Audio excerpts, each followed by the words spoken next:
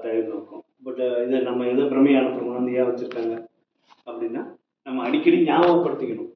வண்டிகள்லாம் போகும்போது செல்ஃபோன் நோண்டிகிட்டே போகும்போது எங்கே போகிறோம்னே தெரியாது. மகர்ஷிக்கிட்ட ஒரு தடவை கேட்டாங்க, சுவாமிஜி நான் வந்து பஸ்ஸில் போகும்போது ட்ராவல் பண்ணும்போதுன்னா அகத்தாய்வு பண்ணிக்கலாமான்னு கேட்டாங்க. அவர் சிரிச்சுக்கிட்டே சொன்னார். ரொம்ப சின்சியராக சீரியஸாக கேட்பாங்க நம்மளால. அந்த மாதிரி கேட்ட உடனே அவர் சிரிச்சுக்கிட்டே சொன்னார், ஒன்றும் பிரச்சனை இல்லை, நீங்கள் பண்ணிக்கலாம், ஆனால் இறங்க வேண்டிய இடத்துல இறங்க மறந்துடக்கூடாதுன்னாரு. நம்ம இங்கே கையை இது பண்ணிக்கிட்டே போனோம் அப்படின்னா நம்ம போக வேண்டிய இடத்தையோ இறங்க வேண்டிய இடத்தையோ விட்டுருவோம். அதுதான் அடிப்படை. அதனால சொல்றது. ஸோ அகத்தாய்வின் நோக்கம், நமக்கு மற்றவங்கள பற்றி நல்லா தெரியும், நம்மளை பற்றி அவங்களுக்கு தெரியாது. யார் முகமாக நீங்கள் நினச்சி பாருங்க, உங்களுக்கு சொன்ன உடனே முக்கியமாக எதிரியோட முகம்லாம் டக்குன்னு ஞாபகம். ஆனால் உங்கள் முகத்தை நீங்கள் நினச்சி பார்க்கணும்னு நினைச்சாலும் முடியவும் முடியாது, ரொம்ப கஷ்டம். ஸோ அதனால நம்மை நாம் கவனிக்கக்கூடிய விஷயத்தை தான் அகம்ன்றாங்க. ஆனால் அந்த அகங்கிற வார்த்தை ஒரு இதோட நிற்கிறது இல்லை. இதுக்கு பேர் தான் நம்முடைய ஜெனட்டிக்ஸ், கர்மையம்னு சொல்றாங்க. இன்னொன்று இதுக்கு பேர் உடல்ல இருக்க வரைக்கும் இது ஜெனட்டிக் சென்டர். வெளியில போனதுக்கு அப்புறம் இதுக்கு பேர் ஆன்மா. இதுதான் நம்முடைய மொத்த ஜாதகமும். அதாவது நம்முடைய அகம் என்று சொல்லக்கூடிய ஒரே ஒரு வார்த்தைக்கு ஆன்மான்ற ஒரு பெயர் இருக்கு, கர்மயம் என்று பெயர் இருக்கு. முதல்ல சொல்லுவாங்க, நம்முடைய கர்மயமாக இருக்கட்டும், இந்த தெய்வம் கருங்கிற வார்த்தைக்கு எப்போதுமே மகர்ஷி கொடுக்குற வார்த்தை என்னன்னா தெய்வீகம் சொல்லுவார். கருவறை அப்படின்னு சொல்லக்கூடிய கோவில் இருக்கக்கூடியதா இருக்கட்டும், இல்லை அம்மாவோட கர்ப்ப பையா இருக்கட்டும், இந்த மாதிரி விஷயங்கள் எல்லாம் என்ன சொல்லுவாங்கன்னா மகர்ஷி தெய்வம் செய்யக்கூடிய இருக்கக்கூடிய இடம்னு சொல்லுவாங்க. அதாவது தெய்வத்தோட செயல் நேரடியாக இருக்கும், அவ்வளவுதான், வேற ஒன்றும் இல்லை.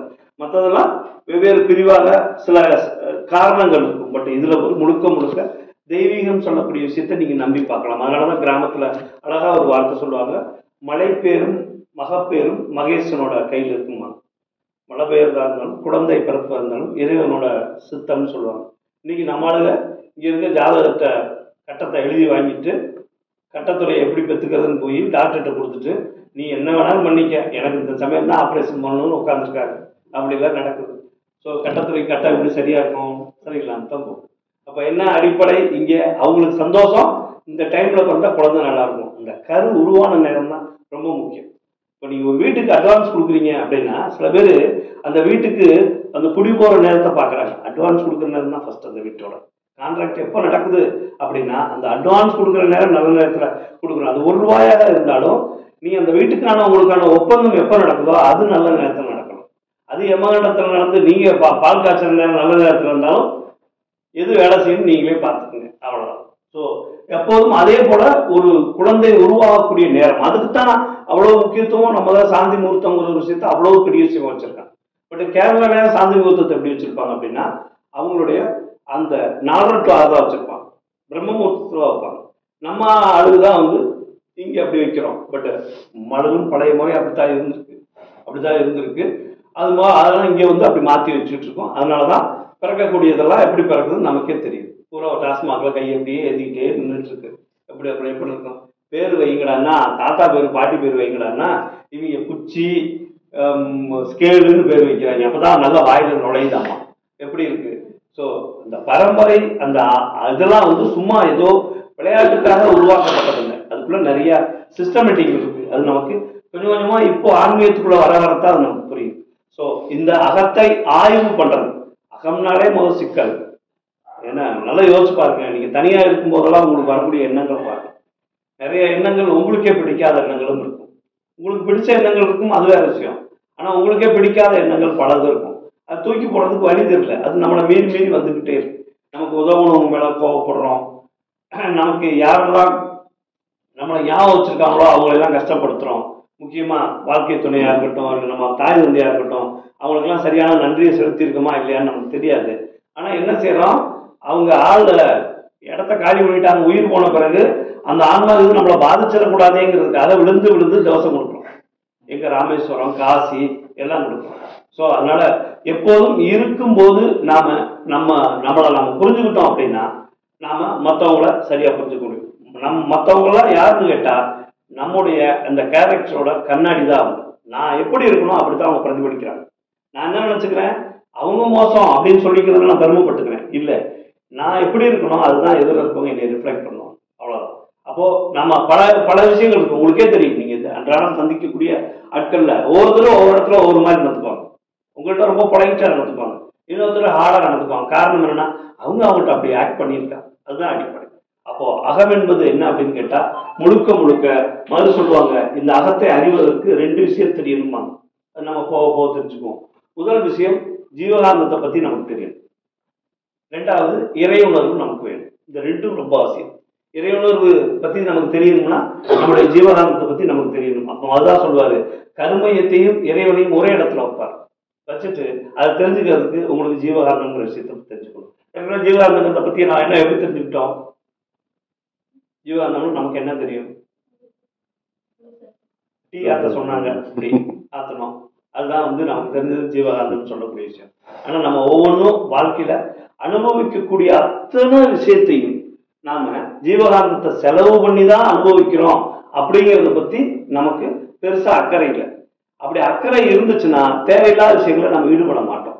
நேற்று கூட ஒருத்தவங்க ஃபேஸ்புக்ல போடுறாங்க, இப்போ அவர் மொபைல் வந்திருக்கு, அந்த மொபைலை பொறுத்த அளவுக்கு அதுல வாட்ஸ்அப் கிடையாது, ஃபேஸ்புக் கிடையாது, இதெல்லாம் பெருமையா போடுறாங்க. அதெல்லாம் இல்லையாமா, அப்படி ஒரு மொபைல் வந்திருக்கு, அதுல எல்லாம் அது இது பண்ண முடியாது, ஸ்பீச்சு இது எடுக்கிறது இந்த மாதிரி விஷயங்கள் மட்டும்தான் அதை பண்ண முடியும். இப்போ அந்த அளவுக்கு பெரும் தொல்லை ஆயிடுச்சு உங்களுக்கு. ஆமா, நிறைய விஷயங்கள் திருடு போகவும் இப்போ பயம் வந்துருச்சு. என்ன, நம்ம போட்டோலாம் நிறைய ஆர்டிபிஷியல் இன்டெலிஜென்ஸ் வந்ததுக்கு அப்புறம் நிறைய முகங்களை மாத்தி மாத்தி மாத்தி உடலை மாத்தி அதெல்லாம் போடும்போது நிறைய பயம் வந்துருச்சு. இன்னைக்கு சேஃப்னஸ்க்காக தான் இப்படி போறாங்க. அப்போ அகம் என்பது நம்மை பொறுத்த அளவுக்கு நாம வச்சிருக்கிறது பாத்தீங்கன்னா, இந்த அகத்தை நம்ம 2 விதமா சொல்றோம். ஒண்ணு தன்னம்பிக்கைன்னு சொல்றோம். நம்முடைய அகம் அப்படின்னு சொல்லக்கூடிய விஷயத்த தன்னம்பிக்கைன்னு சொல்றோம். கொஞ்சம் தன்னம்பிக்கை கொஞ்சம் பாரட்டு தாண்டினா அதுதான் ஈகோ, வேற ஒண்ணும் இல்லை. இப்போ இந்த ஈகோ தான் நமக்குள்ள பெரிய பிரச்சனை. ஒரு கோவிலுக்குள்ள நுழையிறோம் அப்படின்னாலே அந்த கோவிலோட தொடக்கம், அந்த இடத்துல தொடக்கம் ஒரு 3 விஷயத்த நமக்கு கொடுத்துறாங்க. ஒன்று கொடிமரம், 2வது படிப்பீடம், அதுக்கடுத்து 3வதாக நந்தி இருக்கு. இந்த 3 விஷயத்துல முதல்ல ஒரு மனிதன் சரணாகதி அடையணும். அதுதான் நம்ம முயற்சி பண்றோம், தவம் செய்யறோம். சரணாகதி தான் தவம். இயற்கை முன்னாடி நாம நம்மள ஒண்ணுமே இல்லை அப்படின்னு வெறும் எம்டினஸ் பண்றோம். அந்த எம்டினஸ் வர வர தான் உங்களுக்குள்ள இருக்க நல்லது கெட்டது புரியும். நல்லதை வளர்த்துக்கிறோம், கெட்டதை விடுறோம்.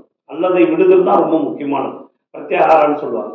அப்போ இந்த இடத்துல எதை விட வேண்டியது அப்படின்னு பார்க்கும்போது அவங்க சொல்றாங்க, ஆணவம் சொல்லக்கூடிய அறியாமை, அந்த விஷயத்தை விடணும். அடுத்து கர்மம் சொல்லக்கூடிய கர்மா, நம்ம செய்யக்கூடிய அந்த கர்மம். அதுக்கடுத்து மாயை என்று சொல்லக்கூடிய மித்து, அந்த 3ஐயும் நம்ம மயக்கம் சொல்லுவாங்க. இந்த 3ஐயும் இந்த படிப்பெடுத்துக்கிட்டு விட்டுட்டு போகணும்னு சொல்றாங்க. விட்டாதான் நம்ம என்ன செய்வோம், அந்த நந்தி மாதிரி தூய்மை அடையும்னு சொல்றோம். இந்த நந்திக்கான முயற்சி தான் நம்ம பண்றோம், வேண்டாத விடணும். அதான் நம்ம என்ன செய்யறோம், ஃபர்ஸ்டே நம்ம குருகிட்ட சரண் அடைஞ்சிட்டோம், நம்முடைய கொடிமரத்துக்கிட்ட சாஷ்டாங்கமா விழுந்து வணங்கியாச்சு. இப்போ 2வதாக நம்ம என்ன பண்றோம் அப்படின்னு கேட்டா, முழுவதுமாக நம்மகிட்ட இருக்கக்கூடிய தவறுகளை நீக்கிக்க முயற்சி பண்றோம். அதுதான் அகத்தாய்வு. அப்ப அகத்தை ஆய்வு பண்றோம். அந்த ஆய்வுல நமக்கு கிடைக்கக்கூடிய ஒரே ஒரு ரிசல்ட் என்னன்னு கேட்டீங்கன்னா, நாம மேன்மையை அடைஞ்சுக்கிட்டு தூய்மை அடைஞ்சுக்கிட்டே வரும். முக்கியமா நம்ம கூட இருக்க வாழ்க்கை துணை எடுத்துக்கங்க, ரொம்ப ரொம்ப சிம்பிளான விஷயம். அவர்களுக்கு சரியா நம்ம பொருத்தமா நடந்துக்கிறோமா? யாருமே இல்லை இந்த விஷயத்துல, யாருமே இல்லை. ஏதோ ஒரு பாண்டிங், அவ்வளவுதான். நான் அதை கொடுக்குறேன், நீ இதை கொடுக்குறேன், கிவேடேக் பாலிசி தான் போய்கிட்டு இருக்கு. அதுவே பெரிய கஷ்டமா இருக்குது. உல்லா நசூரின் சாக் அதை ஒன்று சொல்லுவாங்க. என்னன்னா, திருமணமான புதுசுல மனைவி சொன்னாங்களா, எனக்கு பூ அப்படின்னா தினமும் வச்சுக்கிறதுக்கு பிடிக்கும் அப்படின்னாங்க. அந்த அம்மா அன்புல சொல்லியிருக்கு என்னன்னா, பூங்கிறத தினமும் நீ உன்னுடைய அன்பை வெளிப்படுத்துறதுக்காக நீ சந்தோஷமா எனக்கு நீ கொடுத்தேன்னா தினம் வச்சுக்கவேன்னு சொல்லிடுச்சு. நம்மால் உடனே முடிவு பண்ணாரு முல்லா, ஒரு 4 தொட்டி ரோஜா தொட்டி வாங்கிட்டு வந்து வச்சுட்டு போயிட்டாரு. அவருக்கு பூ தானே பிடிக்கும், அதனால தினம் பிடி நட்டு வச்சுக்கிட்டு அதுக்கு முடிவு பண்ணிட்டாரு. ஆனா அந்த அம்மா என்ன சொல்லுது, பூ எண்ணமும் தினமும் அன்பால நீ எனக்கு கொடுக்கும்போது ஒவ்வொரு நாளும் உன் கூட நான் வாழ்றேங்கிற அந்த லிவிங் திங்கிங் எனக்கு பிடிக்கும்னு சொல்லிச்சு. நம்ம எப்போதுமே அப்படின்னா சொல்யூஷன் தான் இருக்கும். நம்ம சண்டை ஓடும் போதே அப்படித்தானே ஆரம்பிக்கிறோம். இப்ப என்ன செய்யணும்னு சொல்லு. அவங்க உங்க அம்மாவை வச்சுட்டு நீங்க அன்னைக்கு என்ன பேசுறீங்க, உங்க அக்காவை வச்சுட்டு நீங்க என்ன பேசுறீங்க, இவர் அதெல்லாம் ஹிஸ்டரி ஜாகிரபியில வேணாம், இப்போ நான் என்ன செய்யணும், இவர் முடிவுல இருப்பாரு, அவங்க ஹிஸ்டரியன் ஜாகிரபியில இருப்பாரு. இப்படித்தானே நம்ம லைஃப் போகுது. முதல் விஷயமே என்னன்னு கேட்டீங்கன்னா, என்னுடைய வாழ்க்கை துணை, நான் சாகும் வரைக்கும் எனக்கு கூட இருக்கக்கூடிய ஒரு ஆன்மா, அந்த ஆன்மாவை புரிஞ்சுக்கிறது தான் அகத்தாய்வுல முதல் விஷயமே. மகிழ்ச்சி. அதனாலதான் எப்போதும் கொடுக்க வேண்டிய இம்பார்ட்டன்ஸ், நீங்க உண்மையிலேயே எவ்வளவு பெரிய ஒரு ஞானியாக இருந்தாலும், மகிழ்ச்சி பேராசிரியர்களுக்கு சொல்லுவார், மேடையில 1000 பேர் உனக்கு கைதட்டலாம், ஆனா உங்க வீட்டுல உங்க மனைவியோட அங்கீகாரம் இல்லைன்னா ஞானம் தோற்று போச்சுங்க. ஒரே வார்த்தையில முடிச்சிருவார். அப்போ இந்த குடும்பம் அப்படிங்கிற விஷயத்துல, அதுவும் வாழ்க்கை துணைக்கு இருக்கக்கூடிய ஒரு அபரிமிதமான ஒரு விஷயத்த மகர்ஷி வெளியே கொண்டு வர்றாரு. நட்புங்கிறது உடலால நீங்க இணையறதோ இல்ல வாழ்க்கையில ஒப்பந்தங்களோ விட்டுருங்க. நட்பு ஒருத்தர் சேர்ந்து செய்யறது இல்ல, ஒருத்தர் கலந்து பண்ணக்கூடிய முடிவுகள். அந்த நட்பு நமக்கு கிடைக்காமலே நாம நிறைய பேர் என்ன பண்றோம், நம்ம அப்பா அம்மாவே பாக்குறோம், அவங்களும் ஒருத்தருக்கு ஒருத்தர் பயந்து இருக்காங்க, இல்ல ஒருத்தர் ஒரு குறிப்பிட்ட காலத்துல வெறுத்து ஒதுங்கி நிக்கிறாங்க. எப்படியோ ஒரு பாடி ஏதோ கஷ்டப்பட்டு கட்டாயத்தில் இருக்காங்க. அதனாலதான் இன்னைக்கெல்லாம் உங்களுக்கு விவாகரத்துக்கு இவ்வளவு சட்டங்களை பிளெக்சிபிலிட்டி ஆக்கினாங்க. என்னன்னா பாண்டிங் சொல்லி ஒருத்தர் வெறுப்புல இப்ப என்ன நடக்குது உங்களுக்கே தெரியும். டைவர்ஸ் பண்ணி அதுக்கப்புறம் பஞ்சாயத்து பண்ணி தற்கொலை பண்றதெல்லாம் நடக்குது. ஆனா நிறைய தற்கொலை பண்றாங்க. என்ன, அவங்க டைவர்ஸ் பண்ணதுக்கு அப்புறம் அவங்க மேல வெறுப்புகளை கொண்டு வராங்க அப்படின்னு சொல்லி. ஸோ ஒரே வார்த்தையில சொன்னா, ஆலன் பார்பரா பீஸ்ன்னு சொல்லக்கூடிய ஒரு ரைட்டிங் பண்றாங்க. 17 வருஷம் வாழ்ந்துட்டு அவங்க 2 பேரும் பிரியும் போது அவங்க ஒரு முடிவு பண்றாங்க. என்ன கேட்கறாங்கன்னா, எப்படி நாம 2 பேரும் விரும்பி திருமணம் பண்ணிக்கிட்டு திருப்பி ஏன் நம்ம பிரிஞ்சு வாழ்றோம், அப்படின்னா நமக்குள்ள என்ன பிரச்சனை வந்தது அப்படின்னு பார்க்கும்போது 2 பேரும் ஒரு முக்கியமான ஒரு விஷயத்தை யோசிக்கிறாங்க. ஒரு ஆண் அவனுடைய வாழ்க்கையில சிந்திக்கக்கூடிய சிந்தனை முறைக்கும் ஒரு பெண் தன்னுடைய வாழ்க்கையில சிந்திக்கிற முறைக்கும் நிறைய வித்தியாசம் இருக்குன்னு கண்டுபிடிச்சாங்க. முதல் விஷயம். அப்போ இது ஏன் நடக்குது, அப்புறம் ஏன் இந்த வாழ்க்கை போறாம இப்படி 2 பேரும் போராடிக்கிட்டே இருக்கோம் அப்படின்னு பார்க்கும்போது, யார் வேலையை செஞ்சா 2 பேரும் ஒன்னா இருக்க முடியுங்கிறத கண்டுபிடிச்சாங்க. கண்டுபிடிச்சிட்டு 39 நாடுகளுக்கு அவங்க டிராவல் பண்றாங்க. 39 நாடுகளையும் சயின்டிஸ்ட்ல இருந்து, மிகப்பெரிய அறிஞர்கள் இருந்து, மருத்துவர்கள் இருந்து, மனோதத்துவ டாக்டர் இருந்து, அத்தனை பேர்த்தையும் சந்திச்சு ஒரு முடிவுக்கு ஒரு புத்தகம் எழுதுறாங்க. அற்புதமான புத்தகம். அந்த புத்தகத்தை எழுதும்போது அவங்க சொல்லக்கூடிய ஒரே ஒரு விஷயம், இந்த மனித உயிரினத்துல சேர்ந்து வாழக்கூடிய அந்த 2 உயிரினமும் சிந்திக்கும் தன்மை வேற வேற, 2ஐயும் ஒன்னா பார்க்க முடியாது. இது வேற அது வேற, 2க்கும் மூளை அமைப்பே வேற, சிந்தனை தன்மையே வேற. ஆனா இது 2ம் சேர்ந்து வாழ்றதுக்கு புரிஞ்சுக்காம வாழும்போது இதுதான் சண்டை. நம்ம ஆளு என்ன ஒரு புனிதம்ங்கிற விஷயத்துல பாட்டிங் பண்ணலாம். அது ரொம்ப காலம் இப்ப நீடிக்காது. ஏன்னா அறிவியல் வந்த பிறகு நிறைய சிந்தனைகள், மாற்றங்கள், புரட்சிகள்லாம் வந்த பிறகு அது இன்னைக்கு நிக்க மாட்டேங்குது. அப்போ என்ன உண்மையிலேயே அப்படின்னு பார்க்கும்போது, இப்பதான் அவங்க மனதத்துவ ரீதியா சொல்லும் போது, இந்த 2 உயிரினமும் தான் எதுக்காக இணைக்கப்பட்டிருக்கோன்னு புரிஞ்சுக்கிச்சுன்னா, அது வாழ்க்கையில அது எல்லையை மீறாம இருந்தா அந்த வாழ்க்கை மிக பிரமாதமா இருக்கு. அதுக்கு அவங்க வச்சிருக்கிறது தான் மகரிஷி அழகா மனைவி நலவேற்புன்னு சொல்லக்கூடிய விசேஷத்துல அதை கொண்டு வர்ற. அதுல கொண்டு வரும்போது நீங்கள் உடலாக இணைந்திருக்கலாம், ஆனா உங்களுடைய டிரான்ஸ்கரண்ட் மெடிடேஷன் சொல்லக்கூடிய ஒரு தவத்தை அந்த இதுல அவர் அறிமுகப்படுத்துறாரு. 2 பேரும் உள்ளங்கையை ஒருத்தர் மேல ஒருத்தர் வச்சு, மனைவி கீழே வச்சிருப்பாங்க, கணவன் மேல வச்சு ஒரு அரை மணி நேரம் பண்ணக்கூடிய தவம். டிரான்ஸ்கரண்ட் 2 பேர்த்துக்குள்ள அந்த ஜீவகாந்த கலப்பு ஏற்படக்கூடிய மிக உயர்ந்த ஒரு பரிமாற்றத்தை ஏற்படுத்தும். நிறைய பேருக்கு அதை சேஞ்ச் பண்ணிடும். அதுக்கு முன்னாடி இப்போ ஒரு அம்மா கிட்ட கேட்டாங்க, எனக்கு தெரிஞ்சதுதான், நான் ஒன்று சொல்லிட்டு 2வது சொன்னேன்னு ஒருத்தவங்க நோட் பண்ணி கரெக்டாக சொன்னோம். நம்ம மண்டத்துக்குள்ளே அது சரியா ஒரு ஆள் இருக்கு, எப்படா நீங்க 2வது ரிப்பீட் அடிக்கிறான் அப்படி. வீட்டில் உங்க வீட்டுக்காரர் எப்போதும் பஸ்ல போட்டோ வச்சுட்டே திரிறாருங்க, நீங்க ஏதாவது வச்சுக்க மாட்டீங்களான்னு கேட்டதுக்கு அந்த அம்மா வீட்டில் வச்சிருக்கிறதே அதிகம் இருந்துச்சு. அதனால அப்படிப்பட்ட நம்ம பாண்டிங் இருக்கு. ஏதோ ஒரு ஒப்பந்தம். ஏன் இந்த வெறுப்பு வருது நல்லா யோசிச்சு பாருங்க. 2 கணவன் மனைவி 2 பேரும் வாழும்போது ரொம்ப ரொம்ப முக்கியம் தான். ஆணுக்கு புரியாத ஒரு விஷயம் இதுதான். பெண் முடிவெடுத்துட்டு அவங்க ஒதுக்கிடுறாங்க, நீ என்ன வேணாலும் இருந்துட்டு போ, எனக்கு புருஷனா நீ இல்லை, எனக்கு அந்த மதிப்பை நீ இழந்துட்டுன்னு அவங்க ஒரு முடிவுக்கு வந்துடுறாங்க.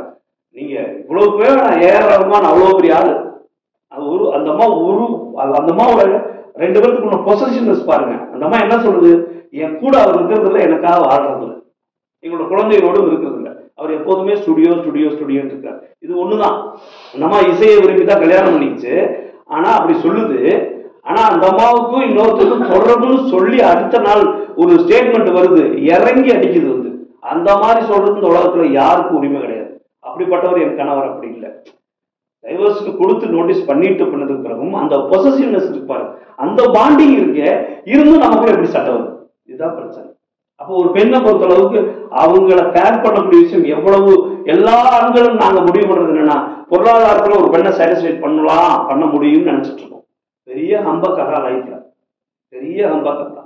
கடை வாங்கி டாஸ்மாக் போறவெல்லாம் கூட நல்லா இருக்கான், கஷ்டப்பட்டு விடிய உழைச்சிட்டு தினமும் கெட்டவர் வாங்கிட்டு இருக்கான் பாருங்க, அவன் தான் அதிகமா இருக்கான். ஏன்? இதுதான் அந்த உயிரினம் சிந்திக்கக்கூடிய தன்மையை தான்.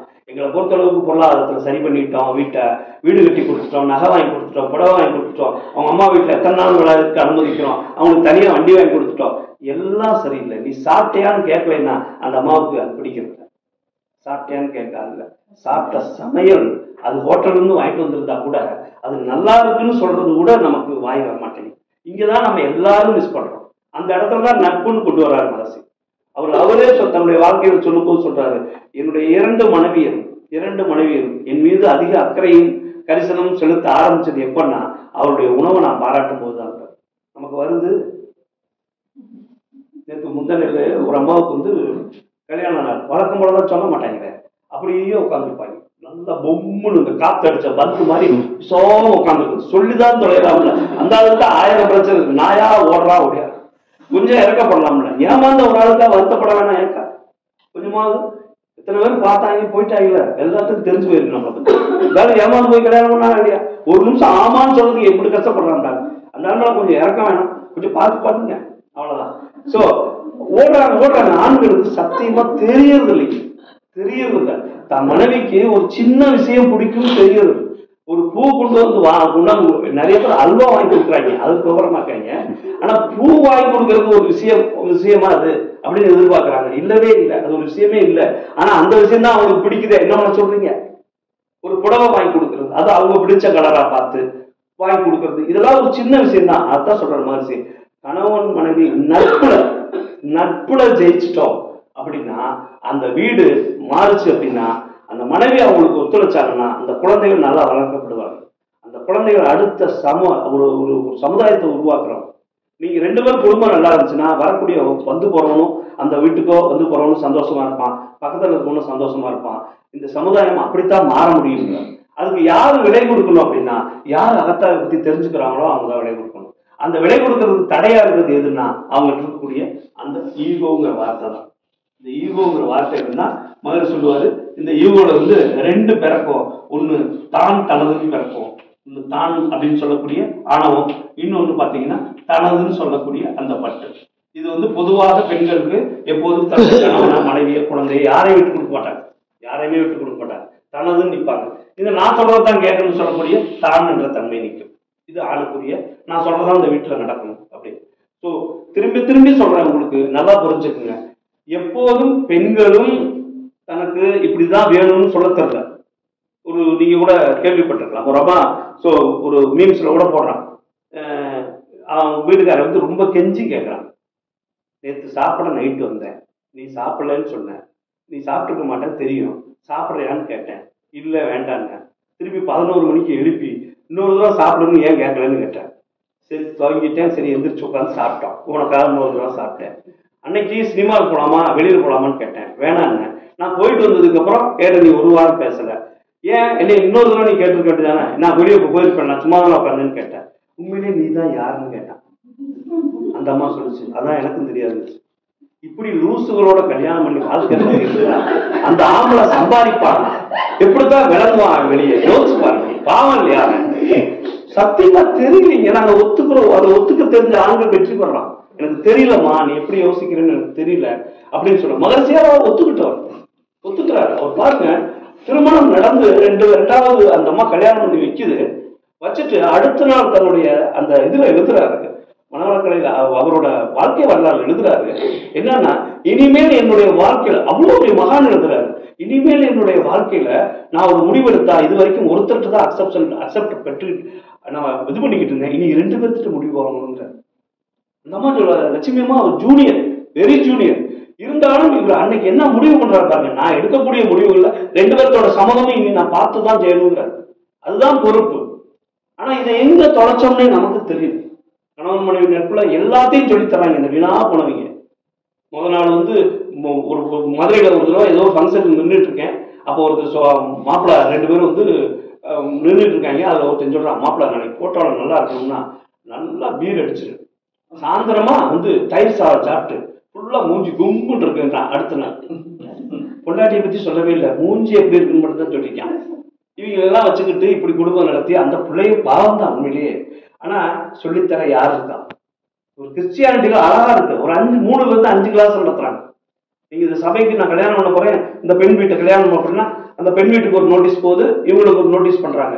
2 பேர்த்தையும் கூப்பிட்டு வச்சு பெண்ணுக்கு எப்படி ஒரு ஆண்கிட்ட நடந்துக்கணும், பொருளாதார ரீதியா அல்லது குடும்ப ரீதியா உறவு ரீதியா, பக்தி ரீதியா இறைவனை மதிக்கணும், எப்படி என்னென்ன வாசகங்கள் சொல்லப்பட்டதுன்னு வரிசையா சொல்லித்தரான், அவ்வளவும் சொல்லித்தரான். ஆனா நம்மகிட்ட இருந்த பாரம்பரியம் தொடர்ந்து போச்சு. இன்னைக்கு தாத்தா பாட்டி கூட இல்லை, யாரும் சொல்லி தருவாங்க? அந்த அந்த ஒரு ஃபர்ஸ்ட் நைட்டா இருக்கட்டும், இல்ல ஒரு அம்மா வீட்டுக்கு போறதா இருக்கட்டும், அந்த சமயத்துல கடைசியா வேல்யூபிள் அட்வைசஸ் சொல்லி அனுப்போம். கொஞ்ச நாள் இப்ப நல்லா தெளிவா சொல்லி அனுப்புறாங்க. நல்லா கவனி, மருமக ஆல்ரெடி இருக்கா, அவளோட பாண்டிங் வச்சுக்க, இந்த மாமியார் என்னெல்லாம் பண்றாங்கன்னு பார்த்து வச்சுக்க, ஏதாவது முடிஞ்சா வச்சு கூட அந்த மாதிரி சரி பண்ணி விட்டு காலி பண்ணி விட்டுருங்க அப்படின்னு சொல்லி அனுப்புறாங்க. எடுத்தோடனே போன உடனே அவங்க தொடங்குறதே இங்கதான். உறவு நீடிக்கணும்னா எங்களை தனியா வைங்க, இல்லைன்னா வேற மாதிரி ஆகி போயிடும். பிளாக் மெயில தான் இறங்குறாங்க. இப்போ இப்படிதான் சொல்றாங்க. இங்க இந்த 2 பேர்த்தோட நட்பு மட்டும் ஒழுங்கா இருந்தா, நீ என்னுடைய மனைவி, என்னைய நம்பி வந்த, எங்க அம்மா விஷயத்துல எங்க அம்மாவை நான் பாத்துக்கிறேன், எங்க அம்மா அவன்கிட்ட ஒன்றும் சொல்ல மாட்டாங்க. நீங்க 2 பேரும் மாமியார் மருமகளா இருந்து ஒரு மகளாக உன்னை எங்க அம்மா எப்ப பாக்குறாங்க, நீ எப்போ எங்க அம்மாவை அத்தையா அவங்கள பாக்குறியோ, என்னை பெத்த ஒரு அம்மாவா பாக்குறியோ, இந்த டாவெல்லாம் நம்பாதீங்க. மாமியார் அம்மாவா பாக்குறங்கிற அந்த டாவுக்கு மட்டும் போயே வராது. அது பெரிய பெரிய படத்தை தள்ளி விடுற மேட்ரு. எதுக்குங்க அத்தைய போய் அம்மாவா எதுக்கு பார்க்கணும்? எப்படி அது ஒரு பொருத்தமா இருக்கும்? ஏன் அத்தைன்னு வச்சிருக்கிறான்? மாமான் வாய் நிறைய அந்த ஒரு வார்த்தைகளை ஏன் வச்சிருக்கிறான்? அதோட தன்மையே வேற. 2 கிளை மாறி அந்த இடத்துல அந்த 2 விருட்சம் வளர்வதற்கான விதை உருவாகிற இடம். அது ஒரே மாதிரி இருக்கக்கூடாதுன்னு மாத்தி வச்சிருக்கான். இதுல எங்க அத்தையை நான் அம்மான்னு தான் கூப்பிடுவேன், வேற்றில விட்டுட்டேன். அது அங்கேயில இருக்குது அந்த அம்மா பாவம் கடைசியா. அப்போ எதுவுமே அதது இடத்துல அதது இருக்கணும், அதுக்கான மரியாதை இருக்கணும். அப்போ அகத்தாய்வு செய்யும் போது என்னுடைய மனைவிக்கு முதல் விஷயமே உங்களுடைய வெற்றியே அதுதான். உங்க மனைவிட்ட நீங்க நல்ல பேர் வாங்க முடியாது, ஆனா கெட்ட பேர் வாங்காம இருந்தீங்கன்னா அந்த மன அடை உங்களை எப்போதும் போகும் இடத்துல அவர் சொல்றாரு. ஒரு இடத்துல நீங்க எவ்வளோ ஒரு நிறைய ஆண்கள்கிட்ட நிறைய நான் பார்த்துருக்கேன், எங்க ஓனர்ஸ்லாம் பார்த்துருக்கேன். ஒரு மிகப்பெரிய ஒரு வீட்டுல அவங்க ரொம்ப முடியாம இருந்த சமயம் கூட, ஏதோ ஒரு பிரச்சனை முடியாம இருந்தப்ப கூட அவர் ஒரு மீட்டிங் சொல்லி வெளிநாடு போறாரு. 2 நாள் தான் மீட்டிங். அந்த அம்மா வர அந்த 2 நாளுமே அந்த அம்மா ரொம்ப சீரியஸா இருந்தாங்க. அந்த ட்ரிப்பை கேன்சல் பண்ண முடியாது இருந்தார். அந்த போய் பாண்டிங் பண்ணி அந்த ட்ரிப்பை கேன்சல் பண்ணாம பெரிய ஒரு ஆர்டர் வாங்கிட்டு இருந்தார். நீங்க நல்லா கவனிக்கணும், அந்த ஆர்டர் சக்சஸ் ஆயிடுச்சு. இங்க இந்த அம்மா உடம்பு சரியில்லாம இருக்காங்க. இந்த அம்மாவை விட்டுட்டு போற எல்லாரும் அட்வைஸ் பண்ணாங்க, இல்ல இந்த சமயத்தை நீங்க கூட இருக்கணும்னு. ஆனா அவர் விட்டுட்டு போய் இந்த ஆர்டர் சக்சஸ் பண்ணிட்டு பாரு நான் போகலாம இருந்ததுன்னு வச்சுக்கோங்க, ஆர்டர் கிடைக்காதுன்னு சொன்னார். அந்த ஆர்டரை ஒரு 3 மாசத்துல இருந்து 6 மாசம் ரிஸ்க் எடுத்து எல்லா அப்ரூவல் வாங்கி அவ்வளோ பெரிய லட்சக்கணக்கான ஆர்டர் போய் கடைசியில் என்ன நடந்துச்சுன்னா 2 லாரியில போகுது குட்ஸ். கேரளா செக் போஸ்ட் கிடக்கும் போது முதல் லாரி இது வச்சிருக்கான், எல்லாமே வச்சிருக்கான், அவன் டியூட்டி கட்டியிருக்கான். அந்த லாரி இருக்கு. ஃபர்ஸ்ட் லாரி போயிடுச்சு, ஒரே இன்வாய்ஸ் போகுது. 2வது லாரி பின்னாடி போகும்போது மாட்டுது. இந்த லாரிக்காரன் அந்த டியூட்டி அதே இன்வாய்ஸ் வச்சு ஏமாத்துறதுக்காக கட்டாம விட்டான். 2.25 லட்சம் ஃபர்ஸ்ட் போடுறாங்க. லாரி வேணும்னா நீ சரக்கு வேணும்னா போடணும். அந்த சரக்கு அன்னைக்கு நைட்டு போய் ஹார்பர்ல போகலைன்னா அதுல ஏறக்குறைய 10 லட்சம் நஷ்டமாகும். அதை அனுப்புறது இப்ப தெரியுதுங்களா? இந்த சக்சஸ், வெற்றி சக்சஸ் 6 மாசம் உழைச்சு அதை கொண்டு போய் சேர்க்கும் போது இந்த அம்மாவை வருந்த விட்டு அந்த சாப்பாடை அந்த குட்ஸ்ல இன்னைக்கு வரைக்கும் 6 லட்சம் கேரளா கவர்மெண்ட்ல அப்படியே லம்பா உட்காந்து. இது உண்மையிலேயே நடந்த பல விஷயங்கள். இப்ப என்ன சொல்றாங்கன்னா, ஒரு கணவனோ ஒரு மனைவியோ இந்த 2 பேரும் தனக்கு தான் முக்கியம் தெரியாம இன்னொரு வேலை முக்கியம்னு போகும்போது அந்த வேலையில இருக்கக்கூடிய லாபம் வீடு சேராதுங்கிறாங்க. ஆனா இவங்க என்ன நினைக்கிறாங்க, இது ஒரு முக்கியமான விஷயம், நான் போய்தான் தீர்க்கணும் அப்படின்னு சொல்லி இந்த அம்மாவோட, அதாவது நான் சொல்ல 2ம் நேரடியா இருக்கணும். சில வீடுகள்ல உண்டு, நீங்க பாத்தீங்கன்னா நல்லா தெரியும். நம்ம வீட்டு கல்யாணத்துக்கு கூட்டிட்டு போனோம்னு வச்சுக்கோங்க, நம்ம அண்ணன் வீடு, தம்பி வீடு, தங்கச்சி வீடு கல்யாணத்துக்கு கூட்டு போனோம்னு வச்சுக்கோங்க, இருக்கையில இந்த பீத்தது எது விளங்காதோ அதை கட்டிட்டு நிற்பாங்க. பாவம் நாம எப்படி வச்சிருக்கோம் அவங்ககிட்ட காட்டி கொடுத்துறதுக்கா. அவங்க வீட்டு கல்யாணத்துக்கு 4 ட்ரெஸ் எடுத்துட்டு போறாங்க. 6 மணிக்கு ஒன்று வச்சிருக்காங்க, முகூர்த்தத்துக்கு 10 மணிக்கு ஒன்று வச்சிருக்காங்க, 2 மணிக்கு ஒன்று வச்சிருக்காங்க, சாயந்தரம் ஒன்று வச்சிருக்காங்க. எங்கதான் தூக்கிட்டு வந்தாங்க எனக்கு தெரியல. ஆனா அந்த நாளும் மலர்ச்சியா இருக்கு. பார்த்து பார்த்து கவனிக்கிறாங்க நம்மள எல்லாத்துக்கும் முன்னாடி. இது எப்படி நடக்குது? தான் வீடுனா ஒரு வளர்ச்சி, நம்ம வீடுனா அது ஆப்போசிட் நடக்குதுன்னா சைக்காலஜில சொல்றான், நீ ஒழுங்கா நடந்துட்டீங்கன்னா உன் சொந்தத்து மேலேயே ஒழுங்கா நடந்துக்குவாங்கிறாங்க. நமக்கு என்னங்க தெரியுது? யாருக்காவது மனைவியை புரிஞ்சுக்கிட்டோம்னு சொல்றது பாத்தீங்கன்னா ஏதோ ஒரு ஸ்டெப்ல புரிஞ்சுக்குவாங்க, ஏதோ ஒரு ஸ்டெப்ல. முழுவதுமா புரிஞ்சுக்குவேன்னா அவங்ககிட்ட போய் கேட்டா எங்களுக்கு அதான் பிரச்சனை, எங்களுக்கே புரியாதுன்றாங்க அவங்க. இப்படி 2 லூசு குடும்பம் நடத்தி 4 லூச பெத்து வச்சு இப்படியே குடும்பம் குட்டிச்சவரா போனதுதான் நம்ம பார்த்துட்டு இருக்கோம்.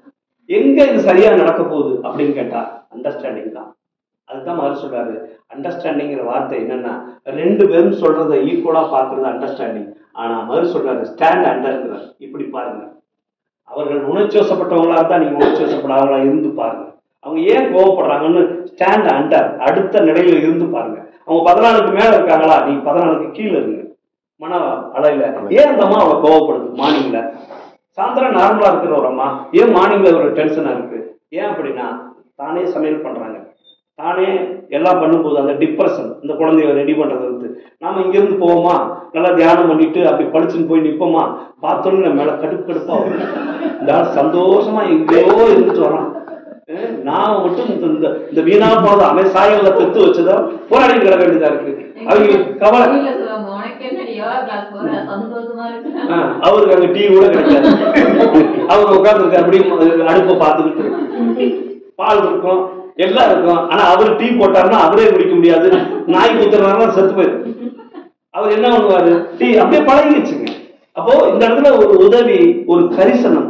அதாவது பெண்கள் நீங்க ரொம்ப நாம வந்து ஏ சென்டர் பி சென்டர்லாம் பார்க்கணும், சி சென்டர்ல பாருங்க. அவன் தினம் குடிக்கிறது கூட தன் கொண்டாடி வருமானத்திலிருந்து காசு வாங்கிட்டு இருக்கவனா இருக்கான். இது எப்படி குடிச்சிட்டு வந்து நீதான் தெய்வமா, அதான் அவனோட பிளஸ். நமக்கு அந்த கர்மம் தெரியவே மாட்டேங்குது. அத்தனையும் சம்பாதிச்சு போட்டு இப்படியே முறைச்சுக்கிட்டே, அடுத்த தோசைக்கு முதல் தோசைக்கு அடுத்த தோசைக்கு முறைச்சுக்கிட்டே இருப்பாங்க. அவன் அத்தனையும் குடிச்சுட்டு நிதானம் தெய்வம், அதுதாங்க பிடிச்சிருக்கு. என்ன செஞ்சு தொலைய சொல்லுங்க, பொய்ய சொல்லுங்கன்னா கேட்கவே மாட்டேங்கிறாங்க. அப்படியே நான் கரெக்டா இருப்பேன், இரு போச்சு எல்லாம் போச்சு, கடைசி வரைக்கும் உருவிட்டு விட்டுறாங்க. கோபத்தை பாருங்க அவங்க எப்படி காட்டுறாங்கன்னு சொல்றான். ஒரு வீட்டுல நல்லா சுதந்திரம் இருந்தா அந்த பெண்ணுக்கு அவன் என்ன செய்யறா, அவங்க வீட்டுல எப்படி மதிக்கிறாங்களோ அவங்க வீட்டையும் மதிக்கிறாங்க.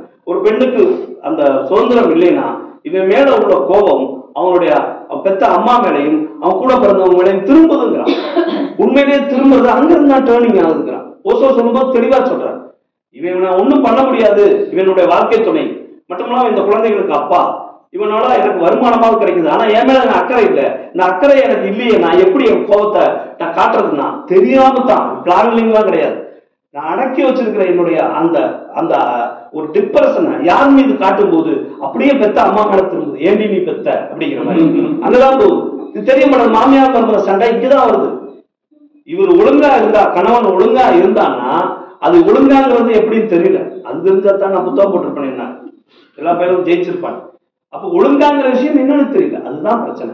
அப்போ அகத்தாய்வுல மிக முக்கியமா தெரிஞ்சுக்கிறது என்னன்னா, வாழ்க்கை துணையை ஃபர்ஸ்ட் புரிஞ்சுக்கிட்டா குழந்தைகளை புரிஞ்சுக்கிறது ஈஸி. குழந்தைகளை புரிஞ்சுக்கிட்டா அந்த வீடு நிம்மதியா இருக்கும். இந்த பக்கம் நான் சம்பாதிக்க ஓடிக்கிட்டு இருக்கிறத நான் இன்னும் கவனமா செய்யலாம், வீட்டை இன்னும் நல்லா பார்ப்பாங்க, வரக்கூடிய உறவும் நல்லா இருக்கும். இந்த கோபம் வந்து கன்வர்ஷன் ஆகாம வேற பக்கம் டைவெர்ட் ஆகாம நம்ம மீதே நமக்கு வரும்போது உடம்பு நல்லா இருக்கும். 2வது மகிழ்ச்சி சொல்றாரு, வேஸ்ட்ங்கிறார். இந்த ஒருத்தரோட வருத்திய சாபாடை 2 பேர்த்தையும் வாழ விடாதுங்கிறார். எவ்வளவு சீரியஸான விஷயம் தெரியுங்களா? அவர் பயப்படுறாரு, சொல்லும் போதே பயப்படுறாரு. அவர் இன்னும் திருமணம் ஆன பிறகு வரக்கூடிய ஒற்றை தலைவலி, ஒருத்தரோட சாபாடை கடைசியில விபத்து வரைக்கும் போகுங்கிறார். அது எப்படி சொல்றாரு பாருங்க, டைமிங் சொல்றாரு. அந்த மனுஷன் நிறைய விஷயங்களை தெரிஞ்சுக்கிட்டாரு. சொன்னா நம்ம வந்து என்ன செய்வோம்னா, நம்ம ஈகோ விட்டுட்டு அதை பார்த்தோம்னா நமக்கு ஈஸியா தெரியும். அவர் என்ன சொல்றாரு, வீட்டிலிருந்து கிளம்பிய வாழ்க்கை துணை 10 நிமிடத்துக்குள்ள, அவர் சொல்ற 10 நிமிடத்துக்குள்ள நடக்கக்கூடிய விபத்துக்கு காரணம் சாவாடை. ஒற்றை தலைவலியை தொடங்குற மனுஷன் திருமணத்துக்கு பிறகு வரக்கூடிய ஒற்றை தலைவலியை தொடங்குறது விபத்து வரைக்கும் அதுக்குள்ள இணைக்கிறார். எத்தனை நோய் உருவாகும், மனைவியை கணவன் வருத்தினாலோ கணவனை மனைவி வருத்தினாலோ ஏற்படக்கூடிய நோய்களை, எத்தனை நோய்களை பட்டியல் போடுறாரு தெரியுங்களா? நாம நினைச்சுக்கிறோம் ஏதோ இந்த நோய் இதா வருதுன்னு, நல்லா தெளிவா தெரியுது. நிறைய பேர்த்த நீங்க பார்த்துருப்பீங்க, ஐயோ அவர் கெட்ட பழக்கமே கிடையாதுங்க, சிகரெட் குடிக்க மாட்டார், தண்ணி அடிக்க மாட்டார், திடீர்னு செத்து போயிட்டாருங்க. சாபாடை, மனைவியோட சாபாடை. நிறைய பேர் தன்னை யோக்கியம் நிரூபிச்சுக்கிறதுக்கே போராடிட்டு இருக்கான். அவன் யோக்கியனா இருந்தா அது அவன் பிரச்சனை, சந்தோஷமா இருந்துட்டு போனான். அவன் எப்போ பார்த்தாலும் மனைவிகிட்டையும் குழந்தைகிட்டையுமே வந்து தன்னோட ஆபீஸ் விஷயம் அது விஷயம் இது விஷயம் போட்டு டிப்ரெஸ் பண்ணிக்கிட்டே இருக்கான். இந்த மாதிரி எவ்வளவுதான் தாங்குவாங்க? நீ நேர்மையா இருக்கிறதுனால யாருக்குமே நன்மை கிடையாது. ரவின்னு ஒருத்தர் இறந்தார், ஒருத்தர் டிஜிபி ஏடிஜிபி ஒருத்தர் இருந்தார். அவர் ஆலியார் வந்து பேசியிருக்கார், தற்கொலை எல்லாம் பண்ணக்கூடாது. ஆனா அவர் தற்கொலை பண்ணி தான் இருந்தார். ஒரே காரணம், அவர் வந்து லஞ்சம் வாங்க மாட்டேன்னாரு. ஒய்ஃப் சொன்னாங்க, லஞ்சமும் வாங்க மாட்டீங்க, சிபாரிசும் பண்ண மாட்டீங்க, உங்க ஒரே ஒரு பொண்ணு, அந்த பொண்ணுக்கு சீட்டு கிடைக்கணும், அந்த சீட்டுக்கு போய் கேட்க சொன்னதுக்கு முடியாது. இவ எடுத்த மார்க்குக்கு அந்த சீட்டு கேட்க முடியாது. இன்ஃபுளுயன்ஸை பயன்படுத்துங்க, இவ்வளோ பெரிய போஸ்டிங்ல இருக்கிறப்ப முடியாதுன்னு சொன்னார். நீ என்ன சொல்றது, வக்கில்லாத ஒரு ஆள், உங்களெல்லாம் கட்டிக்கிட்டு நீங்க நேர்மையா இருந்து என் பிள்ளைய நான் வளர்க்க முடியல. அதே ஏறமான் போத்தான் பொண்ணுங்களுக்கு என்ன சொன்னாங்களோ அதே தான் அந்த அம்மா சொல்லுச்சு. அந்த அந்த இவ்வளவு ஒரு இடத்துல இருந்தும் தான் மனைவியால திரும்பி திரும்பி திரும்பி இன்ஃபீரியாரிட்டி ஆகுதுன்னு சொல்லக்கூடிய அந்த கஷ்டம், அந்த நேர்மையை அங்க புரிய வைக்க முடியல. மகர்ஷியை தன்னுடைய நேர்மையை புரிய வச்சுக்க முடியல. இப்படி தர மாட்டேன். நமக்கு குழந்தை இல்லை, நமக்கு பிறக்காதுன்றத மகர்ஷியை நிரூபிக்க முடியல. 10 ஆண்டு காலம் நிரூபிக்க முடியல. 10 ஆண்டுக்கு அப்புறம் தான் அவருக்கு மறு திருமணம் நடக்குது. மகர்ஷியை புரிஞ்சு வைக்க முடியல. அப்ப பெண்மை எங்கேயோ ஒரு இடத்துல என்னன்னா, அது பெண்மைங்கிறது நான் அதை வேற ஒரு கோணத்துல சொல்ல, அது இயற்கையோட ஒரு தன்மை இருக்கு. அந்த தன்மையை ஆண் புரிஞ்சுக்க முடியாமலே ஏதோ ஒரு டிஃபால்ட் செட்டிங் நமக்கு இருக்கு. அது என்னன்னு தெரியல. அது நம்மளால தெய்வீகத்தால மட்டும், அதாவது ஒரு தியானத்தால, ஒரு அகத்தாய்வுனால, ஒரு முயற்சியால மட்டும்தான் புரிஞ்சுக்க முடியலையே. டம்பிங்கா நம்ம அப்படியே புரிஞ்சுக்க முடியாதுங்கிறாங்க. என்ன காரணம்னா, அவர்களே தெரியலன்னா பெண் உணர்வு வயப்பட்டவர்களாகவே இருக்கிறார், ஆண் அறிவு வசப்பட்டவனாகவே இருக்கிறான். எல்லாத்துக்கும் லாஜிக் தேடுறான் ஆண். ஆனா பெண்ணை பொறுத்தளவுக்கு உணர்வு, அந்த ஸ்பான்டேனியஸா அந்த இடத்துல என்ன முடிவு எடுக்கணுமோ அதுதான் அவங்க எடுப்பாங்க. அவ்வளவுதான். அப்ப இத்தனை பொருள் கொடுத்தவனையும் இவ்வளவு கொடுத்தவனையும் அவங்க அத்தனையும் தூக்கி போட்டு டைவர்ஸ் பண்றாங்க, வேண்டாங்கிறான்னா அங்க ஏதோ ஒரு நம்ம பார்க்காத ஒரு ஃபால்ட் இருக்கு, புரிஞ்சுக்க முடியாத ஒரு. அதுதான் ஈகோ. இந்த இடத்துல நான்கிற அந்த விஷயம் தான் ஈகோ. அதுல பிறக்கக்கூடிய 6 குழந்தைகளை சொல்றாங்க. அதுதான் ஒவ்வொரு குழந்தைகளும் நமக்கு தெரிஞ்ச ஒரு விஷயம் தான். அந்த 6 குழந்தைகள் என்ன குழந்தைங்க? ஆசை பேராசையாக மாறுது. அதுல தொடங்குது. சின்ன சின்ன விஷயங்கள்ல பேராசையாக மாறுது. இதை யார் தடுக்கிறாங்களோ அவங்க மேல சீனம்.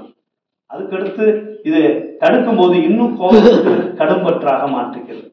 இது இப்படியே ஒவ்வொன்றா தொடங்குது வாழ்க்கையில. எல்லாத்துக்குள்ளேயும் ஒரு செயின் ரியாக்ஷன்ஸ் இருக்கு. கடும்பற்று வந்த பிறகு இங்க எனக்கு இருக்கக்கூடிய முறையற்ற பழக்க வச்சு நீங்க நல்லா கவனிச்சு பாருங்க. அரசியல்வாதி இவங்க எல்லாம் வீட்டை கவனிக்கவே மாட்டாங்க. ஆனா அவங்களுக்கு என்னன்னா, அவங்களுக்கு தேவைப்படுறது வெளியில தேடுறாங்க. என்ன காரணம்னா, இந்த முறையற்ற பழக்க வச்சு என்கிட்ட வேலை பார்க்குறவங்க, என்கிட்ட இருக்கிறவங்க எல்லாமே எனக்கு கட்டுப்பட்டவங்க அப்படின்னு நினைக்கக்கூடிய அபிமானம். இது அடுத்து உயர்ந்தாலும் மனப்பான்மை, அவங்களுக்குள்ள இருக்கக்கூடிய உயர்ந்தாலும் மனப்பான்மை, இன்ஃபீரியாரிட்டி சுப்பீரியாரிட்டி. முதல்ல சொல்றாரு, இன்னைக்கு ஜெலன்ஸ்கிக்கும் விளாடிமிர் புட்டினுக்கும் உள்ள பிரச்சனையே இந்த 6 குணத்துல உள்ளுதான், உயர்ந்தாலும் மனப்பான்மைங்கிற மாதிரி. ஒவ்வொன்றுக்கும் ஒரு காரணம் இருக்கு. இன்னைக்கு என்ன போய் பேசி பேச்சுவார்த்தை நடத்திட்டு இருக்காங்க. நேற்று கூட நேட்டோட அவர் சேர்ந்தா இந்த போர் நிற்காது, நேட்டோட சேராம இருக்கிறதுக்கு பேசுங்க, அவ்வளவுதான். அப்போ அமெரிக்காவில் போய் கெஞ்சிக்கிட்டு இருக்காங்க. இப்போ அடுத்து பேசிட்டு அமெரிக்காவில் போய் பேச போறாங்க. என்ன பேச போறாங்க? நேட்டோல இருந்து அவங்க நம்ம சேர்க்க வேணாம், விட்டுடலாம், விட்டா போர் நிற்கும், அவ்வளவுதான் பிரச்சனை. சூரியகாந்தி என்ன வேலை எழுதி இருக்காரு, 2 பேரும் சண்டையில. இன்னைக்கு எவன் தும்முனா இங்க சளி பிடிக்கும். இந்த உலகத்துல 192 நாடுகள்ல எவ்வளவு பிரச்சனை வந்தாலும் இன்னொரு பிரச்சனையை பாதிக்கும். இஸ்ரேல்ல பிரச்சனை, அங்கேயும் ஒரு பிரச்சனை ஒண்ணு, ஈராக்ல ஒரு பிரச்சனை வரும். ஈராக்ல நம்ம பார்த்தா நம்ம ஒரு இது கட்டி வச்சிருக்கோம், அவங்களோட 10 வருஷத்துக்கு கான்டென்ட். அங்க இருந்து நம்ம இது கொண்டு வர்றது, பெட்ரோல் கொண்டு வரதுக்கு, ஆயில் கொண்டு வரது, குரூட் ஆயில் கொண்டு வரது, அது பாதிக்கப்படுது. எப்படி சொல்றோம் பாருங்க. இன்னைக்கு நாம அனுப்பக்கூடிய ஒரு குட்ஸ் 12 நாள்ல இருந்து 22 நாளாக மாறுகிறோம். மட்டும் இல்லாம, அதாவது நம்ம போகக்கூடிய லாஜிஸ்டிக்ஸ்ல நம்ம வரக்கூடிய பிரச்சனை, அது அது அந்த அந்த அந்த இதை மீறி நம்ம வேற ஒரு ரூட்டை எடுத்தோம்னா வரக்கூடிய பிரச்சனைகளை கூட 250% நமக்கு நம்முடைய காஸ்ட் கூடுங்க. 250% நம்ம காஸ்ட் கூடுச்சுன்னா நம்ம குடிச்சு போய் இறங்கியுமே நமக்கு எதுவும் வராது, பேமெண்ட்டே வராது. என்ன செய்ய நீங்களும் 120 நாள் 150 நாள் 200 நாள்னு போய்கிட்டு இருக்கு. காசை போட்டு வச்சு நல்லா பல இவங்களெல்லாம் பார்க்கும்போது ஒய்ஃபோட தாலியை கூட அடமானம் வச்சு நிறைய பேர் செஞ்சுக்கிட்டு இருக்கான். எனக்கு பைக் ஆஃபீஸ்ல வேலையை உடனும்னு ஆசை வந்ததுக்கு காரணமே இதுதான். பல சமயங்கள்ல ஒரு வேதனையான விஷயம் என்னன்னா, அவ்வளவு கஷ்டப்பட்டு அவன் செய்யறான், நடுவில் உட்காந்து நாங்க என்னதான் ஆர்டர் வாங்கி கொடுத்தாலும் எங்க லாபம் அதிகமா இருக்கு. அந்த பாவம் நமக்கு வருதுன்னே அடிக்கடி நினைப்பேன். அந்த பாவத்துக்கு நான் ஒரு காரணமா இல்லை, ஆனா ஒரு வருதுன்னு நினைக்கும் போதெல்லாம் வேண்டாம், அந்த சம்பளம் வேண்டாம் வேண்டாம் மனசுக்குள்ள நினைச்சுக்கிட்டே இருக்கும். ஸோ அவன் காசு போட்டவன், அவன் அவனோட உழைப்புக்கு அவன் விடிய விடிய வேலை பார்த்து அவனுக்கு கிடைக்கிற லாபத்தை ஒரு இதுல 10 லட்சம் லாபம் வரப்போகுது அவனுக்கு தெரிஞ்ச உடனே எங்க ஆளு ஒரு பிளான் பண்றாங்க. என்ன அப்படின்னா, அந்த குட்ஸை நாங்க பாஸ் பண்ண வைக்கிறதுக்காக தேர்ட் பார்ட்டிக்கு, அந்த இது குவாலிட்டி கண்ட்ரோலுக்கு நாங்க இவ்வளவு பணம் கொடுத்தோம், அவங்க குட்ஸ்ல இவ்வளவு பிரச்சனை இருந்துச்சு அப்படின்னு போய் சொல்றோம். பையரே கேட்கல, கஸ்டமர் பாயிண்ட் ஆஃப் வியூல இருந்து பையர் கேட்கல. ஆனா நாங்க ஜெயிச்சு கொடுத்தோம்னா அவனுக்கு ஒரு 2 லட்சத்தை பிடிக்கும். ஏன்னா அவனுக்கு 10 லட்சம் லம்பா போகுதான். ஆனா அவன் எத்தனை நாள் காசு கொடுத்துருக்கான், எத்தனை பேர் அட்வான்ஸ் கொடுத்து கம்பெனியில அந்த சீட்டை ஒர்க் பண்ணியிருக்கான், எத்தனை நூலுக்கு ஷேடோ வேரியேஷன் இங்க வாசல் நின்று இருக்கான், ஒன்றும் கிடையாது. அந்த 8 லட்சம் வர்றதுக்கு அந்த அதுல 2 லட்சத்தை பிடிக்கிறான். எத்தனை விஷயங்கள். அடுத்த ஆர்டர்ல அவனுக்கு 8 லட்சம் போன தடவை வந்துச்சு, இந்த தடவை இதுல ஆர்டர் குறை, இதுல வந்து பிரிண்டிங்க்கு இவ்வளவுதான் நான் காசு தருவேன், நிக்கிறாங்க. அவன் ஒண்ணு போனா இன்னொன்னு, ஏன்னா இந்த ஒண்ணு போன விஷயத்துக்கு பேமெண்ட் வந்திருக்கு, இப்ப அடுத்தது அதுக்குள்ள ரன்னிங்ல இருக்கும். இப்படியே பாத்தீங்கன்னா பல கம்பெனிஸ் திருப்பூர்ல இந்த பையிங் ஆஃபீஸ்ல பண்ண மாட்டேன்னா, எல்லா பையிங் ஆஃபீஸ் அப்படித்தான் பண்ண மாட்டேன்னா, சில ஜெனியூன் மட்டும்தான் அப்படி. இப்ப என்ன நடக்குது, லாபத்தை அதிகமா எதிர்பார்க்கும் போது அந்த மாதிரி விஷயங்கள் நடக்குது. அப்போ இந்த இடத்துல கடைசியா இந்த ஆசை பேராசையாக மாறி அதை யார் தடுக்கிறாங்களோ அவங்க மேடு கோபம் வந்து அதை வந்து எப்படியாவது தடுத்து நான் அடைஞ்சே தீர்வேன் கோபம் வருது, அதை அடைஞ்சே தீர்வுடைய கடும்பற்று வருது, முறையற்ற பார்க்க வச்சு உயர்வாழ்மன பண்ணை, கடைசியில எதுவும் முடியலைன்னா கடைசியா வஞ்சமாக மாறுது. இந்த 6 குணமும் சேர்ந்துக்கிட்டு என்ன பண்ணுதுன்னா, இந்த பேராசைங்கிற ஒரே ஒரு விஷயம் கூட நம்மளை பொய் சொல்ல சொல்லுது, களவு செய்ய சொல்லுது, இன்னும் வேண்டாத பல விஷயங்கள்ல பொய், களவு, கற்பழிப்பு, சூது எத்தனையும் பண்ண வைக்குது. அப்போ என்ன செய்யுது, ஒரு ஆசை மனிதனுக்குள்ள வந்துட்டா அந்த ஆசை அப்படியே டெவலப் ஆகி அதை தடுக்கிறவங்க மேல கோபம், கடைசியா வஞ்சம் வரைக்கும் அது போகுது. அது இல்லாம அப்போ என்ன செய்ய வேண்டியது இருக்குன்னா, நாம ஃபர்ஸ்ட் இதுல ரூட் காஸ்ட் எங்க இருக்கு அப்படின்னு கேட்டா நம்முடைய எண்ணம் தான். எண்ணம் தான் ஆசையாக மாறுகிறது, எண்ணம் தான் கோபமாக மாறுகிறது. எல்லாமே அதோட மறு பிரதிபலிப்பு, அதோட அவதாரம் தான். அப்போ எண்ணத்தை ஆராய்ச்சி பண்ணணும். அதுக்கு மனசு என்ன சொல்றாரு, இந்த 6 குணங்களுக்கு முன்னாடி தற்சோதனைன்னு ஒன்று கொண்டு வர்றாரு. ஆசையா இருக்கட்டும், நம்முடைய கவலையாக இருக்கட்டும், எல்லாத்துக்கும் மத்தியில எண்டா ஒரு விஷயம் கொடுக்குறாரு. நான் யாருன்னு சொல்லக்கூடிய செல்ஃப் ரியலைசேஷன் சொல்லக்கூடிய ஒரு அற்புதமான விஷயத்தை கொடுக்குறாரு. அந்த நான் யாருங்கிற தத்துவம் தான் நம்ம புரிஞ்சுக்கிறோம். நாம என்ன நினைக்கிறோம், எனக்கு பிடிச்ச பொருள் இது, எனக்கு சென்டிமெண்டலா இது பிடிக்கும், அது பிடிக்கும், இது பிடிக்கும், நிறைய வச்சிருக்கோம். ஆனா அடிப்படையில பாத்தீங்கன்னா எனக்கு பிடிக்குங்கிற ஒரு விஷயம் மாறுதலுக்கு உட்பட்டது நமக்கு தெரிஞ்சிச்சுன்னு வச்சுக்கோங்க, நிறைய விஷயங்கள் நமக்கு அதை பிடிவாதம் பண்ண மாட்டோம். மாறுதலுக்கு உட்பட்டு திருமணத்துக்கு முன்னாடி பிடிச்ச விஷயம் திருமணத்துக்கு பிறகு பிடிக்கிறது இல்லை, சில சமயம் திருமணமே பிடிக்கிறது இல்லை, அது வேற விஷயம். ஸோ கண்ணதாசன் சொல்லுவார் அடிக்கடி, என்ன அப்படின்னா, திருமணம் என்பது விசித்திரமான கோட்டை, வெளியில் இருக்கும் பூரா உள்ள வர ஆசைப்படுவான், உள்ள இருக்கும் பூரா எப்படா வெளியே ஓடுவோம்னு ஆசைப்படுறான். அது மாதிரி நம்முடைய வாழ்க்கை எல்லாமே ஏன் இந்த டிஸ்டர்பன்ஸ் ஏன் வந்துச்சு, சேர்ந்து வாழும்போது இவ்வளவு நன்மை கிடைக்குது, ஆனா ஏன் வந்துச்சு அப்படின்னு கேட்டா நம்ம கிட்ட இருக்க அந்த ஈகோ தான், தான் தனதுங்கிற ஈகோ தான். அந்த ஈகோ நம்ம எப்படி அது ஒரு கண்ணாடி சோறுன்னு தான் சொல்றாங்க, அது கஷ்டமும் இல்லைங்கிறாங்க.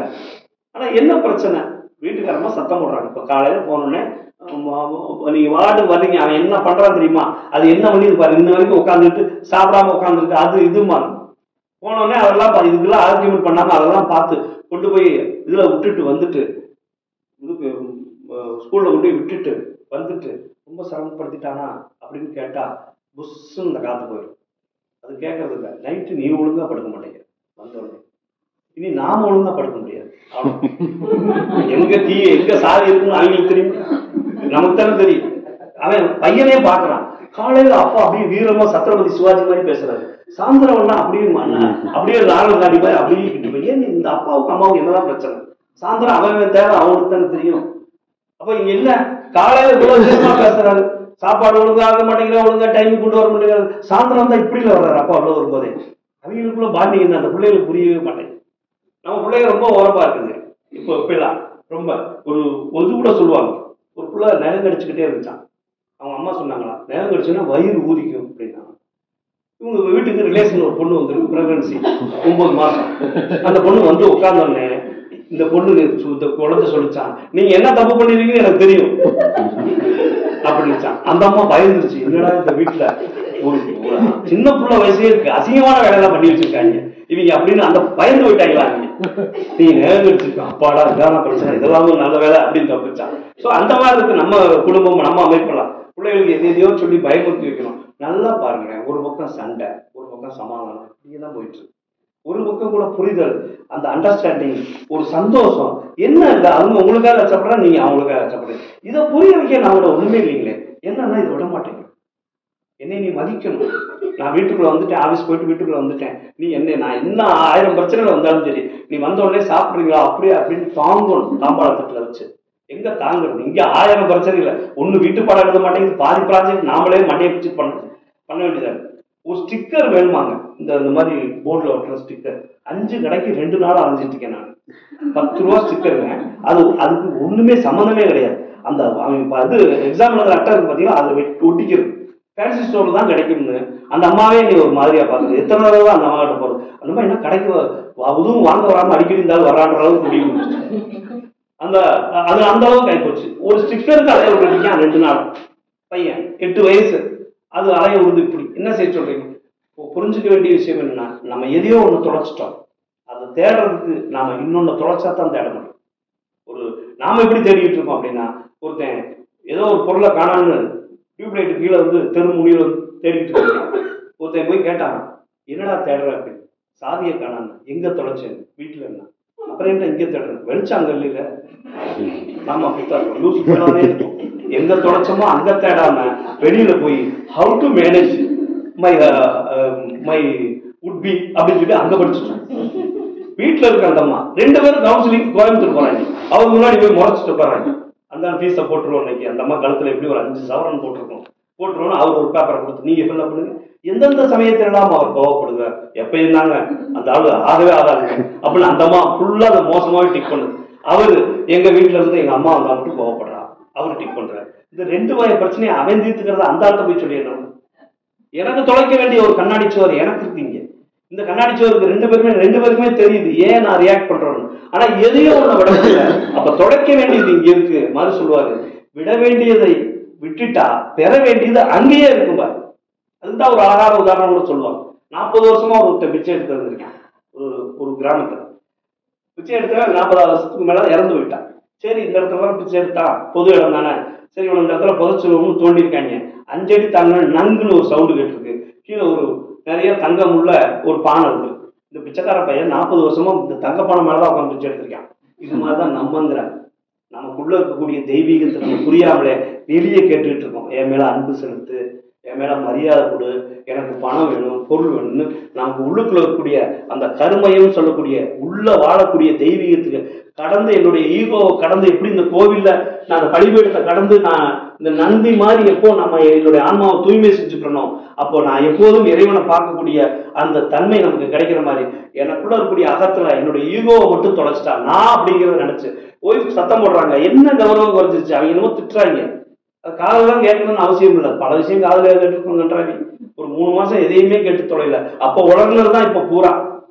எங்க அம்மா வந்து கொஞ்சம் கோவக்காரி, எல்லாம் ரெஜிஸ்டர் பண்ணி வச்சிருப்பாங்க. என் தம்பி கொஞ்சம் பொறுப்பு கிடையாது, ரெஜிஸ்டர் பண்ணி வச்சிருப்பாங்க. 3 மாசம் கழிச்சு இது பூரா ரிட்டர்ன் ஆகுது. நாம போய் உங்க தம்பிக்கெல்லாம் வந்து பெருசா ஹெல்ப் பண்ணாதீங்க, அவர்தான் பொறுப்பே கிடையாதுன்னா அதையே நீ சொல்ற. நான் தான் சொன்னேன், எங்க கொஞ்சம் மயக்கத்துல உடனே தொலைச்சிட்டேன். அது பூரா திரும்பி வந்துருச்சுப்போம். நான் என்ன செய்ய? அப்போ ஏதோ ஒரு ஐடியா, ஏதோ 6:30 என்னமோ சொல்றாங்க. அது அவன் மண்டகாலம் போய் கிடைச்சா உலகாம என்னதான் செய்வான். காலகாலத்தில் நடக்க வேண்டியது நடந்திருக்கணும். அது சரியில்லை, இது சரியில்லை, அந்த பொண்ணு வேணாம், அந்த பொண்ணு வேணாம், ரிஜெக்ட் பண்ணி கடைசியில போகாத கத்திரிக்காய மாறி எதையாவது ஒன்று கட்டி வச்சிடறேன். அப்புறம் அதுக்கு இவனுக்கு எப்படி 4 பொருத்தம் கொடுத்தா போதுன்றாங்க. கடைசியா 11 இருந்து 12வது பொருத்தம் இல்லைன்னா ஏதாவது தெரிஞ்ச ஒரு பொண்ணு சொல்லுது, சார் இப்ப எல்லாம் வந்து அது பொண்ணு படிச்சுட்டு இருக்கு இதுல பதினஞ்சு வளர்ப்பாளத்துல அந்த பொண்ணு சொல்லுது, சார் மாமியார் ஜாதகத்தை தான் சார் நான் ஃபர்ஸ்ட் பார்த்துட்டு இருக்கேன் அப்படின்னு.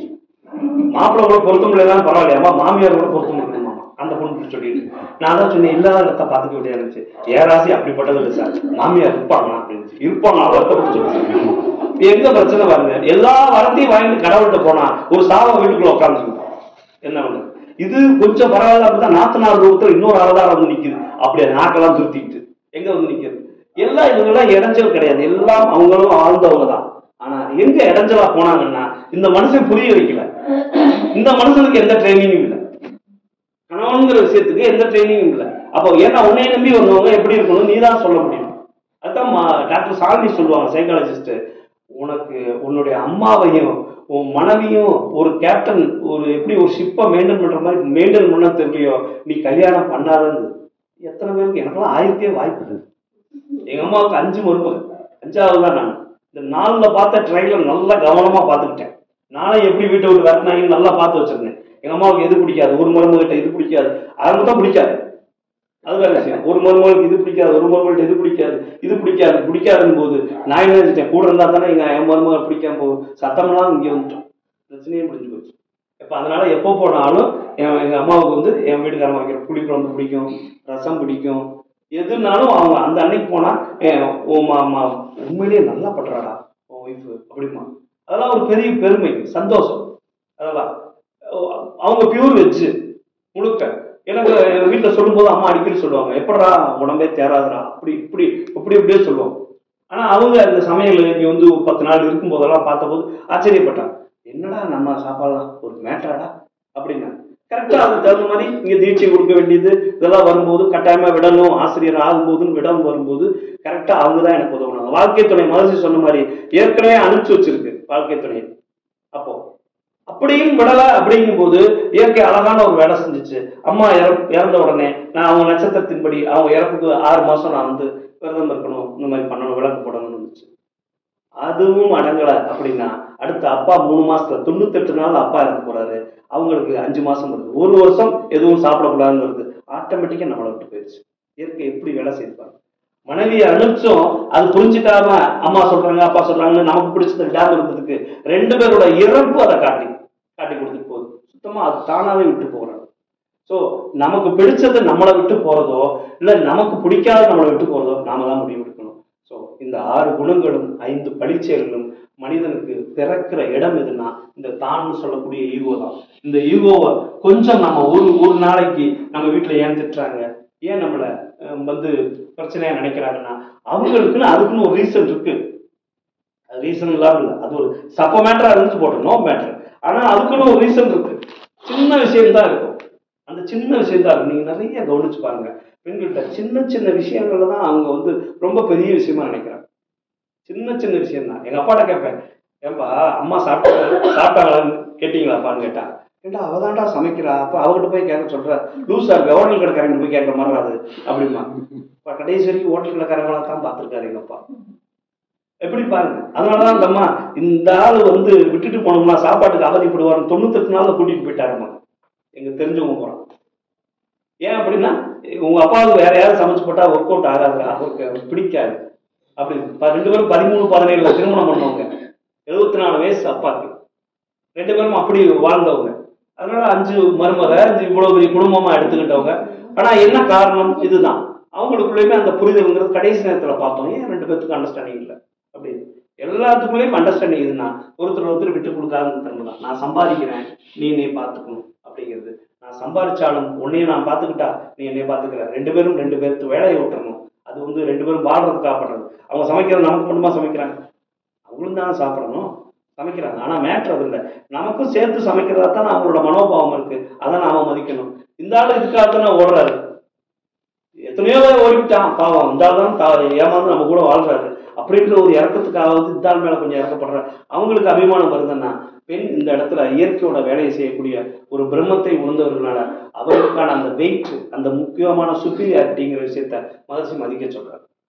அந்த மதிப்பு இருந்துச்சுனாலே அவங்க உங்களை விட பல மடங்கான வேலையை அவங்க பண்ணுவாங்க வீட்டுல. அவர்களுக்கு ட்ரிகர் தான் வேணும். அந்த ட்ரிகர் ரொம்ப அல்ப விஷயங்களாக இருக்கும்.